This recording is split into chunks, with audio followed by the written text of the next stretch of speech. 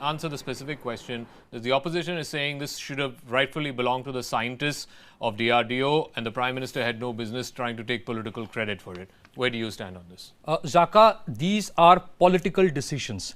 There is a lot of credit that the DRDO deserves, but whether you talk about a nuclear test or a surgical strike or an anti-satellite test like this, these are decisions which can have adverse consequence. There can be ramifications, and the political leadership takes the decision of managing the outcomes if they become adverse. And to that extent, the political leadership deserves credit, just as Indira Gandhi was given credit for 1971 war, in addition to the credit that was given to Indian Army. That is one point. Secondly, if you give me a little chance, there is a reference to Balakot here. I want to mention this.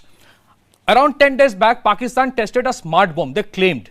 Now, if you look at what happened in Balakot, India's test, used a satellite-guided missile which can glide for around 60 kilometers. So, if this is what has been told to Pakistan deep state today, if they try to attempt a reciprocation with the use of a smart bomb guided by satellite, then this is the consequence either Pakistan's limited satellite capability would face, or any other country which will help them with the satellites like China can face. Why a lower Earth orbit satellite was targeted? Because most of the remote sensing satellites and military satellites are either in the low Earth orbit or the polar orbit. This is a thing. So, to that extent, nobody is taking credit from the DRDO.